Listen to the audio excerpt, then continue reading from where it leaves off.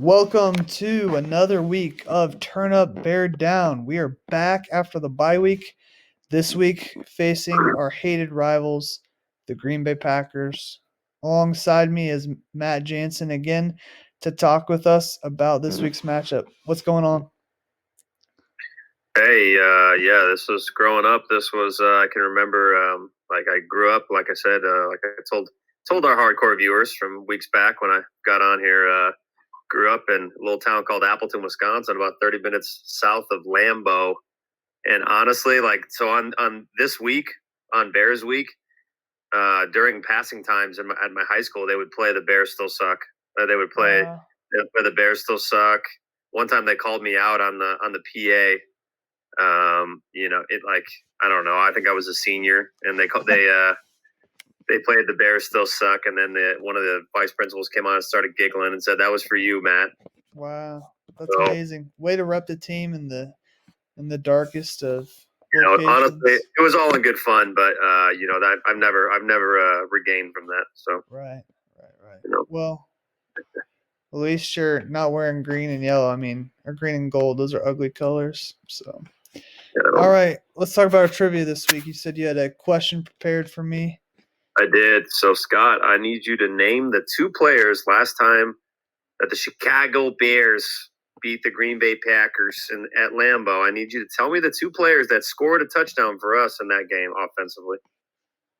Okay. Neither of them are on the team anymore. Oh, I know. I know the day. Mm-hmm. It Mm-hmm. was it was Thanksgiving. Mm-hmm. Jay Cutler One, was the quarterback, correct? Keller was the It was quarterback. Thanksgiving One, night. we talked about him previously on another segment. Had a monster game at a game I was at. Actually, they both did. Was it Brandon Marshall? It was not. It was not. Aha, dang. Zach Miller?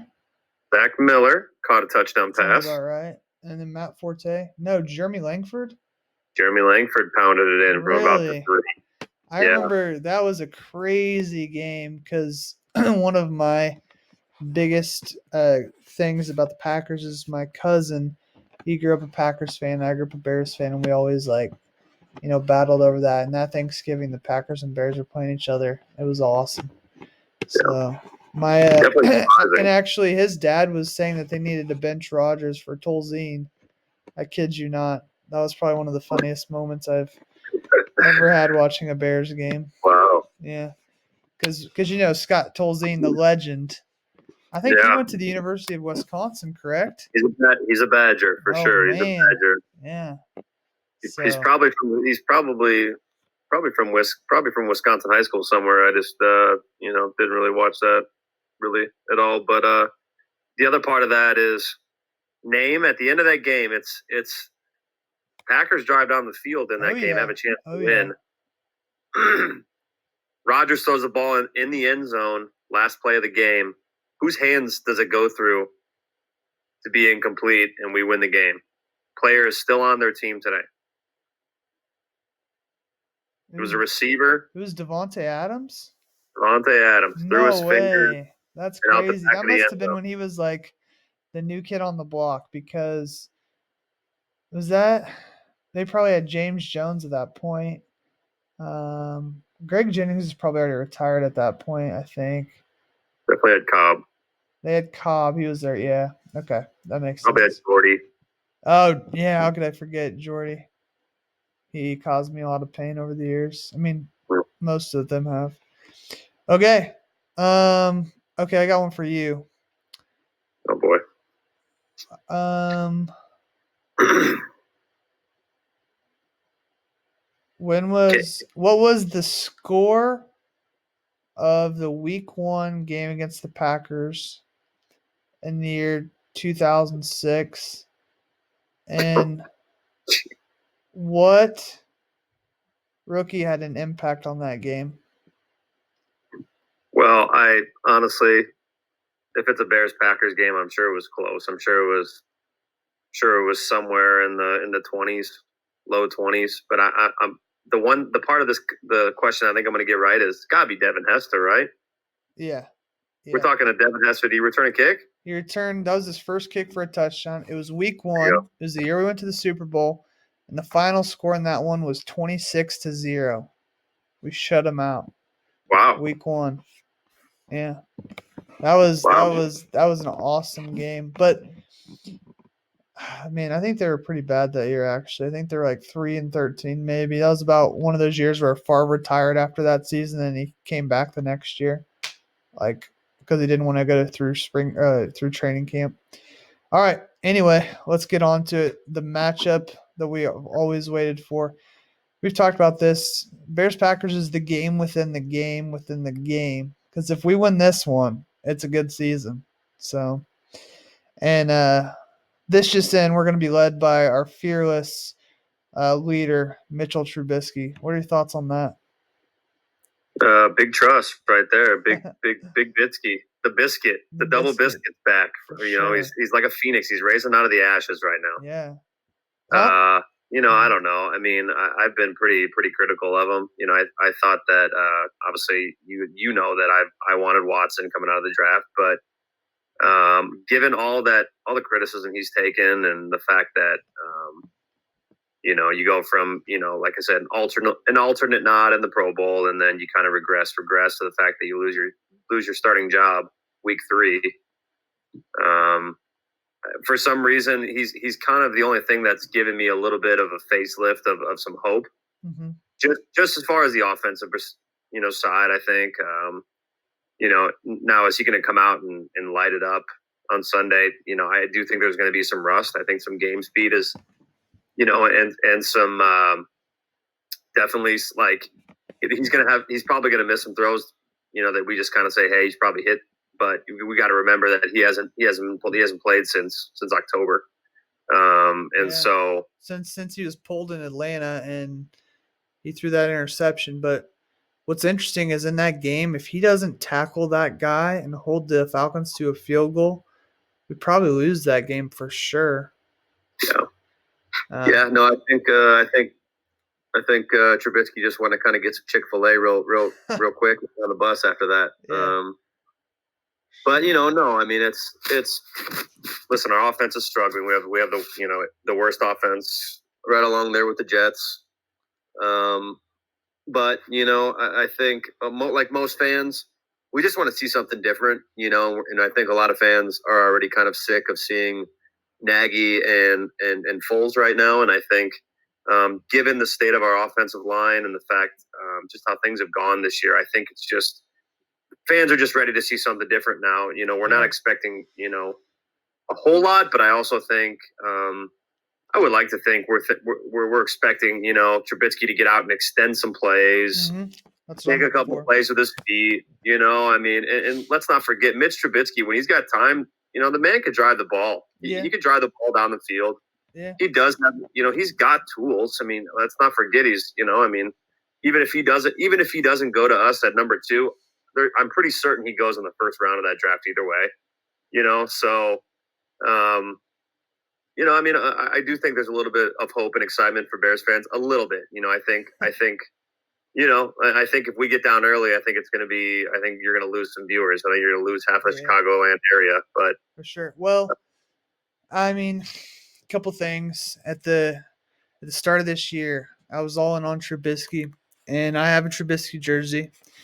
And my wife basically said that I could not say anything bad about Trubisky all year.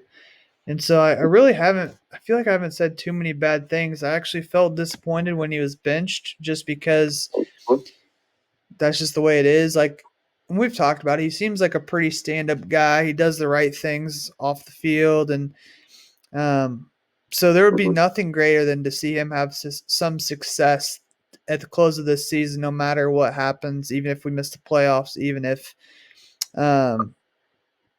he, isn't a Bear in 3 or 4 months. But I think that what's fun is it can't be any worse.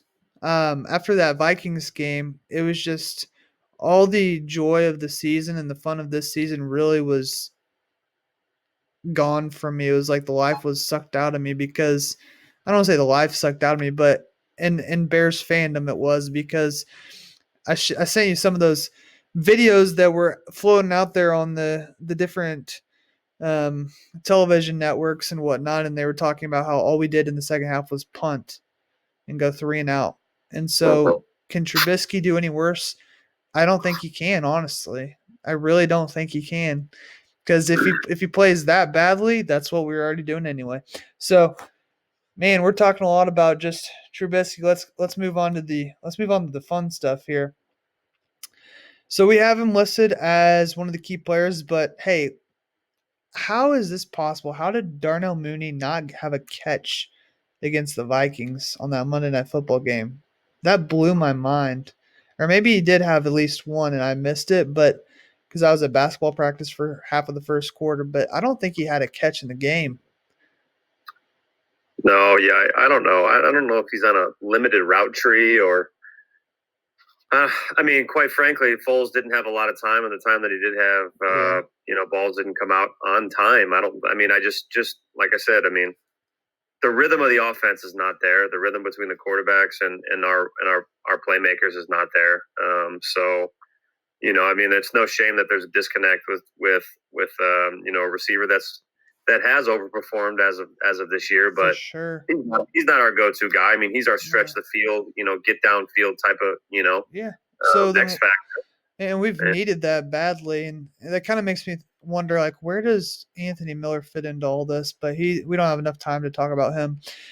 So obviously, this has to be a big game from Khalil Mack. I'm talking the Tom Brady game that we had. What was that week?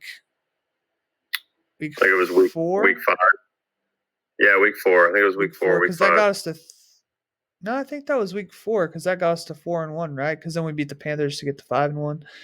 Yep. So he has to have that kind of performance, like two or three sacks in this game. Make, what did you say, a scoop and score, or maybe a pick six? I don't know. Pull some Khalil Mack magic on this one, because we're gonna have to do something to get to Rodgers. So, and then of course, go ahead. No, you're good. You're good. I was just gonna say, that's where we're at. I mean, the defense really has to score, and I mean, look at the blueprint. We've beat Green Bay before. Well, not too often, but in the times that we have, we've controlled the clock. We've scored on offense. When we get down there, we've scored. And that's what you have to do. If you kick field goals against Aaron Rodgers, you lose. Look at what happened last week. Yep. When they played the Colts, I know they looked really good in that first half, and then Phillip Rivers in that offense, and you got to tip your cap to that defense. I mean, actually, kind of closed the door. They scored 3 points in the second half. Mm-hmm. The Packers did, and the Colts simply went down and scored touchdowns. They didn't kick field goals, except for kind of there at the end. So, I mean, that's part of it. And, I mean, looking at comparing the two defenses, I think Green Bay is a little bit weaker as far as a run defense. But normally when I look at the two defenses, I think we've always been able to hang our hats on the fact that historically we've had better defenses, let's say. Mm-hmm. Now, Green Bay's got a good defense. I mean, they had a good defense last year. I think they have a good defense this year. They're getting off the field actually at a decent clip, a top 5 clip, top 3 in percentage as far as third down conversion. And so I guess what I'm trying to say is, like, the disparity between our defense and their defense is not that great. And that's what kind of scares me going in is that's normally where we kind of hang our hat on, and that's where we are able to, try to capitalize on. And I know we have better players. I know we have more star power, but we only have 6 picks and they have 5. And so, like, just some of those turnover differentials and the percentages and the yardages are very similar, So, I mean, we're going to have some of those individual performances, and it will have to come on the back end too. Yeah. We can't be the front 4. Pagano's just a rush 4 type of guy. So, it's going to have to, it's going to take a Tracy Porter-esque performance.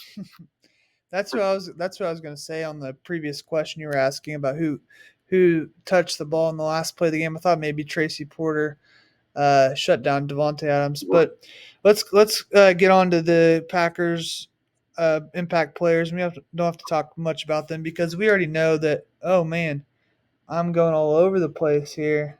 I just my computer just hijacked for a second there, but Aaron Rodgers just has that effect on anything that's Bears. But Oh yeah. Rodgers is going to be an impact player, and he's going to be looking for Devontae Adams. When those two are on together, it's just really tough. Good for us though. We got Kyle Fuller who will look to lock up Devontae Adams, and then for the Packers, I also have Jair Alexander as an impact player. But these guys, if you're a fan of football, if you watch football, you're gonna know a lot about them, and they're some of the top guys out there, specifically Rodgers and Adams. Maybe not so much Alexander, but everybody's excited, or everybody who's really keying in is going to want to watch the Packers and Aaron Rodgers offense versus our defense, and that's the real draw here. Now, the fact that we have Trubisky makes it a little bit of fun just to hopefully inject some life into that offense, but we know where the battle or where it's really going to be won. It's going to be, can we stop Rodgers, and then do we have anything on offense? So that being said, let's get into some of the keys to the game. So our team has a really, really bad third down percentage right now. So the Bears got to convert on third down. They have to find a way to score an offensive touchdown. We talked about this in our bye week FaceTime call, but when the Bears score an offensive touchdown in the first half under Nagy, they are 19-4. And almost every game this year we've been way behind. And then of course we're also going to have to sack Rodgers, because if he's able to buy time and get what he wants, it's going to be really tough for us to do anything. Other than that, the Packers, if they can run the ball well, are. Did you say that's confirmed? Is Akeem Hicks actually out for this game? He's not necessarily out, but I've just Okay. seen he hasn't practiced all week, and Yeah. it's not looking great. I know Mhm. they're hopeful that he still plays. They haven't ruled it out, but Yeah. hamstrings could be tricky. I'm sure he wants to go, but I mean that's a huge game. It's a piece, in a game piece with the game within the game. There, that's a huge chess piece that we lose if we don't have. I mean, he controls so much to the line of scrimmage, the interior. I mean, he's a huge piece that we miss. Yeah. Hope he plays. Yeah, and then I mean, think about it. Like in the clip I have up there, you have the Packers picking off Trubisky to end the game. We've talked about Jay Cutler throwing a lot of turnovers or a lot of picks to the Packers, fumbled a lot, uh, and that's kind of been the formula for the Packers is the Bears quarterbacks turn the ball over and play poorly, and Rodgers can do enough on offense against a good defense. And Good so point. if they're able to do these things, limit big plays on defense, it'll be very tough for us. It's probably going to be tough for us either way, but what are your thoughts on some of the keys to the game? What are you looking for out there? Yeah, you got to get Rodgers on the ground because it's one thing we've been getting pressure all year, but we're still middle of the pack as far as sacks. So get the quarterback on the ground, especially third down. I mean, I know that's an obvious Captain Obvious statement, but to get Rodgers actually off the field and get the punter on, or even get Mason Crosby out there to kick a field goal, that's better than them scoring a touchdown. And 2020 has been a weird year, especially if you look at our passing yards per game. Here's just a little nugget for you, Scotty. That's what I needed. Yeah. The Bears have more total passing yards throughout this season than the Browns, who are a playoff team, the Ravens, the Titans that are a playoff team, and the Oakland Raiders have one more passing yard than we do this year. That's wild. So it's weird, and we're sitting at 5-5, and our offense is about as dead as a ferret on the side of the road. So it's not really indicative of how the season has gone. I know some of those are probably inflated. Those yards are inflated from just the fact that we're behind and we're having to throw. Yeah, I was gonna say those garbage time 300-yard games from Nick Foles really help out. Well, I know, and I mean, again, we're worse in the league at running. We're the worst rushing offense in the league. Mm-hmm. The other part is, and I wanted to get into this. Part of your keys is, I would say, the Packers have a good defense. They have a very solid defense. They have some star power. They have some guys that can make plays. How I've seen teams beat them is you do at some point during drives or during the game, you do have to you do have to run on them. That's how you can continue to eat up clock, and you can continue to keep drives going, to get to where you need to as far as scoring and those things. And so, what can we do in order to accomplish that? My big thing is, now that you have Mitch, you can run some RPOs, run it early and often. I think, Um, I think that really Trubisky using his legs, getting outside the pocket, throwing on the run. Sometimes he does those things. Like he really does find people that way. This should not be the standard drop back and get just drilled by 5 Packers guys. Because again, I don't know, but I did see that Charles Leno is hurt. He suffered an injury in practice yesterday. Um, but we are getting David Montgomery back. Eddie Jackson was on the COVID list, but he's coming back. And then of course Trubisky instead of Foles. This has been quite a crazy 2 weeks with our bye week just leading up to this game. So well, and also so I mentioned that we're the worst rushing offense. Well, we're the worst in the league at rushing for first downs. But also, looking at some of those stats and watching some tape, Green Bay. If I had one weakness of that Green Bay defense, yes, we could say it's the run game, but and more importantly, it's teams can rush on them on third down. I don't know what it's been. I don't know if they have softer boxes. I don't know if they're not blitzing as much. The days of Don Capers are long gone. So, I do think, even though that's an area of weakness for us, I think hopefully this week is a week where we can utilize, because we are the worst rushing offense on third down against, I would say a bottom 5, bottom 8 rush defense. Maybe this is the week that we can kind of open it up and get creative again. I'm okay with using Cordell Patterson a little bit. I know Montgomery's coming back. I'm ready Sprinkle for Lamar Patterson in there. Lamar But again, Miller you have too. to use them as bait. It can't always be when he's in the game we use him. You have to use him as bait also in order to kind of get some matchups that you want down the field, and really kind of disguise some things.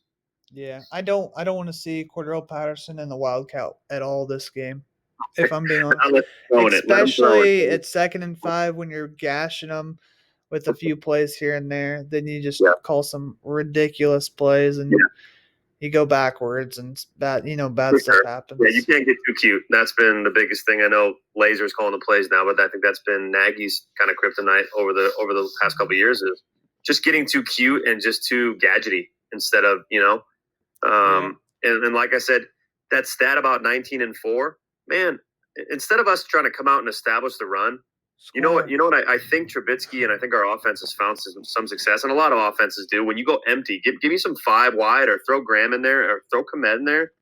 Give me some empty sets, and then at some point during the game, man, let's mix it up. Of course, it's all game situational. If we're down by a lot or whatever, if it's within a score or so, or 10 points, I'd like to see at some point us try to be a heavy. Go ahead, let's get a heavy set. Let's get 2 or 3 tight ends. Man, and it's just about a mentality. Let's just smash them in the mouth, because I know that we don't have, our line. We don't really have a great line right now. But, man, it's all between the ears. And if you can get it going if you can just physically dominate a team, whether it's for a drive or if it's for a quarter, man, sometimes that pays dividends down the road. And so I would like, instead of trying to set the pass up with a run, I'd like to go the other way. And I'd like to see because again, a wise man once told me, you can't keep doing the same thing and expect a different outcome, right? So True. I'd like to just see us try something. I think most fans would just like to see, whether it works or not, try something new.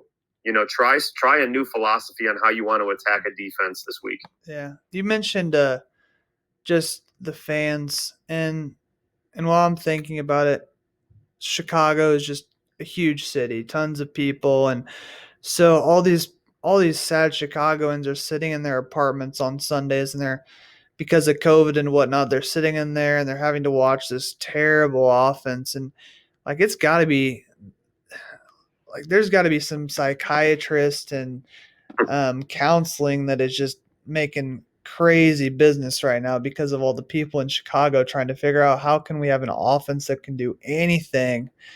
So I don't know. A lot of pizza therapy, a lot of Luminati's, and there you go. Dino Deep dish. And, deep dish. When the defense or when the offense can't score, more deep dish. That's a good philosophy. Right. So right. let's go ahead and get into our predictions. I'm thinking that the Packers are going to take this one. Um, I mean, I'm hopeful. We've talked about that together that we're Bears fans. We want to win. We're hoping to win. I'm even feeling a little bit good about some things. Trubisky comes in. That's a different change of pace. Who knows? Maybe that's a good thing for us. Um, but at the same time, we're playing the Packers. It's in Green Bay. We haven't been that great there. And it just feels like this could be a game we lose, but I still am excited. I can't wait to watch it. It's always a fun one. What are you thinking? Well, I'm just again, like I kind of echo what you have to say. Like obviously we want to see like our like we want to be competitive with Green Bay. We don't want to fuel any more of that absolutely lopsided rivalry that it's been the last, let's just call it 2 decades. The days of the '85 Bears rolling in there and absolutely manhandling the Packers. Those days are long, long gone, right? Mm-hmm. And so it's been a tough. I mean, for me, it's been a tough lifetime to be a Bears fan playing the Packers. I'm just going to shoot you straight. I I mean, there's know. only a few special seasons I can really just cling to. Um, and so I mean, I couldn't tell you the last time we swept Green Bay.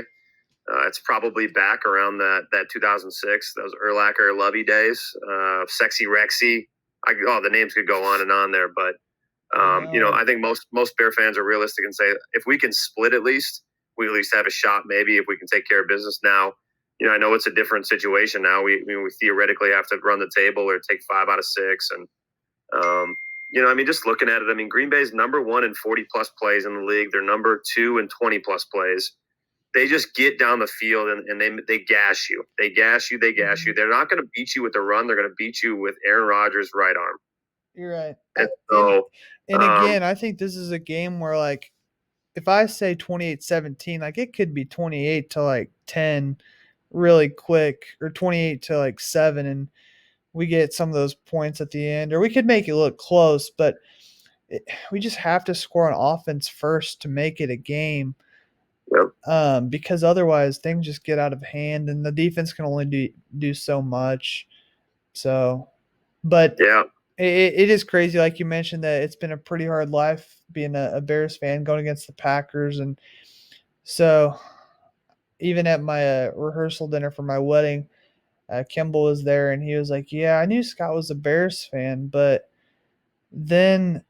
The Bears played the Packers and they ended up losing a game they should have probably won and they're up 20-0 and he didn't talk for like a whole week at lunch. And it's just so devastating. So I don't know that I'm ready for that kind of devastation to set in. No, So if we no, if we pick the I'm not Packers setting to win, myself up. that keeps our expectations lower. But if Trubisky comes in and lights it up, then I'll get all excited. So Oh well, I mean, I'm not. I have no expectations. Like I said, I have no expectations going in. mhm, The amount of torture that I got growing up. Now, all my friends and all the people that all the staff and the admin, they probably should understand why I was such a butthead in high school because I was raised in Packer country. It was like 24/7 torment. mhm, But I'm like I said, I'm not expecting us to come out and win. I'm just expecting for us to at least try and be competitive, and do everything we can to try to rattle Aaron Rodgers. I know that's a key, but also, like I said, if the offense takes care of what they can control, we're in a better situation coming into this game, and we'll be in a good situation when the fourth quarter comes in this game. That we mhm. play with Green Bay this Sunday. So Yeah. my prediction's more 24-13. I think there's too much rust there. I think Trubisky will show flashes, but then he'll also revert back to where he's just not able to make the right read or that throw in traffic that we need, on a third down in the red zone. I just hate to set myself up. I'm not gonna do it, Scott. I'm not gonna set myself up for another another Oh, week of the game's over. Don't look at your phone because you got 30 messages of pure cheesehead hatred. yeah. And you know what? Honestly, like I, I have a lot of very good friends that are Packer fans, and they are very good people. Lambeau is a good time. I will, for all of our viewers out there, Lambeau is a must. As a Bears fan, Lambeau is a must see. You must go when the fans can go, and that's another thing. I mean, they won't have fans there. Yeah. You know, does that help us a little bit? Maybe, but also Aaron Rodgers is so good at getting people to jump and getting free plays. Might actually work out against us. You know, but it's a must see, and I'm hoping that at least Trubisky gives our offense, like you said, a spark, that we can at least play better offensive football moving throughout the year, and we can kind of really see where we are as an offense, so we can assess it and figure out what we got to do moving into the 2021 season. Yeah. Well, that's going to be a wrap. We could probably talk forever about this one, but don't forget to subscribe out there, people who are watching us, because we're the official podcast. We're the official YouTube video podcast of the Chicago Bears. Official. Yeah, official. Tell your friends. The only one in Kansas City area. I still haven't turned off the TV on a game yet this year. Thought about it a couple times, but I just do it. I just Don't can't do it, do man. it. I just gotta have. I don't think I've ever turned away a Bears game in my career, except for I do remember in my career. That's hilarious. I do remember when I was really young, the Bears were playing the Buccaneers, and we were down like 41-0, and the local TV station turned away from our game because we were getting beat so bad. And I was like, "What?